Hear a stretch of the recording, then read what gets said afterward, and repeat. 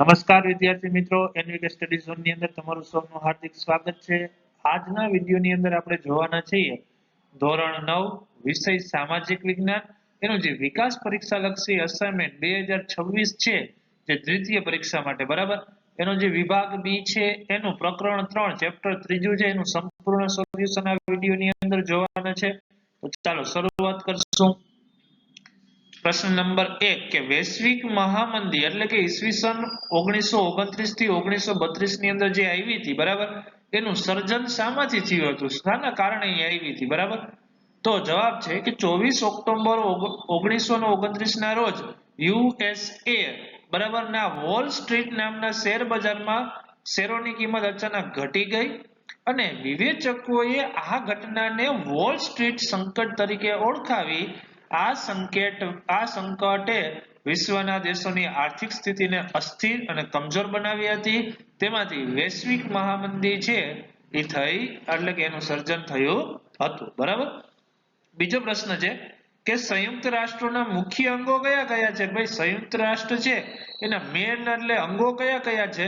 તો પેલું છે સામાન્ય સભા એટલે કે જનરલ એસેમ્બલી, બીજું છે સલામતી સમિતિ એટલે કે સિક્યુરિટી કાઉન્સિલ, ત્રીજું છે આર્થિક અને સામાજિક સમિતિ એટલે કે ઇકોનોમિક અને સોશિયલ કાઉન્સિલ, ચોથું છે વાલીપણા સમિતિ એટલે કે ટ્રસ્ટશીપ કાઉન્સિલ, પાંચમું છે આંતરરાષ્ટ્રીય અદાલત એટલે કે ઇન્ટરનેશનલ કોર્ટ ઓફ જસ્ટિસ અને છઠ્ઠી છે સચિવાલય એટલે કે સેક્રેટરી બરાબર. તો આ છે 6 એના મુખ્ય અંગો છે વિદ્યાર્થી મિત્રો. ચાલો નેક્સ્ટ જોશું આપણે. ત્રીજો પ્રશ્ન છે ઠંડુ યુદ્ધ એટલે શું. તો કે દ્વિતીય વિશ્વયુદ્ધ પછી વિશ્વના રાજકારણમાં એટલે કે અમેરિકા તરફી અને રશિયા તરફી એ બે પરસ્પર વિરોધી વિચારસરણી વાળા સત્તા જૂથો રચાયા. તો વિશ્વના નાના નાના રાષ્ટ્રો પોતાની અનુકૂળતા મુજબ આ બંને સત્તા જૂથોમાં જોડાયા. આ બંને સત્તા જૂથોએ એકબીજાના મતના ખંડન માટે તેમજ પોતાના મતના સમર્થન માટે વાક અને વિચાર યુદ્ધો કરી શસ્ત્રો વગરની જે તંગ રાજકીય પરિસ્થિતિનું નિર્માણ કર્યું તેને ઠંડુ યુદ્ધ એટલે કે કોલ્ડ વોર કહેવામાં આવે છે. કયા ખાસ યાદ રાખવાનું, કયા બે દેશો હતા તો કે મેન અમેરિકા અને રશિયા. ચાલો નેક્સ્ટ જોશું. ચોથો કારણ આપવાનું છે કે વર્સેલસની સંધિમાં જ દ્વિતીય વિશ્વયુદ્ધ ના બી વવાયા હતા બરાબર. તો ચાલો પરાજિત જર્મનીને અત્યંત કડક શરતો વાળી વર્સેલસની સંધિ સ્વીકારવાની ફરજ પાડવામાં આવી. જર્મનીને યુદ્ધ માટે જવાબદાર ગણી તેની પર 6.5 અબજ પાઉન્ડનો જંગી યુદ્ધ દંડ લાદવામાં આવ્યો હતો.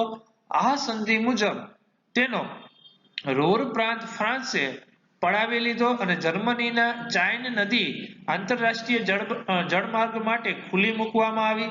હવે જર્મનીના મોટા ભાગના જે સમૃદ્ધ ખનિજ પ્રદેશો પડાવી લેવામાં આવ્યા હતા અને વર્સેલસની સંધિ જર્મની માટે અન્યાયી અને અપમાનજનક હતી અને જર્મનીના સરમુખી ત્યાર એડોલ્ફ હિટલરે વર્સેલસની સંધિને કાગળનું ચીથરું કહીને ફગાવી દેવાની પ્રજાને હાકલ કરી.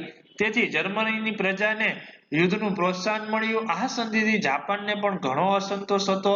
વર્સેલસની સંધિમાં ઇટાલીની ઉપેક્ષા થઈ હોવાથી તે પણ રોષે ભરાયું હતું. આમ સંધિથી કેટલાય રાષ્ટ્રોને અન્યાય થયો હતો. આમ વર્સેલસની અન્યાયી સંધિમાં દ્વિતીય વિશ્વયુદ્ધના બી વવાયા હતા. પાંચમું છે કારણ આપવાનું છે આપણે કે સંયુક્ત રાષ્ટ્રો એટલે કે એને ટૂંકમાં યુએન કહેવામાં આવે છે. એમાં આંતરરાષ્ટ્રીય અદાલતની સ્થાપના કરવામાં આવી છે બરાબર.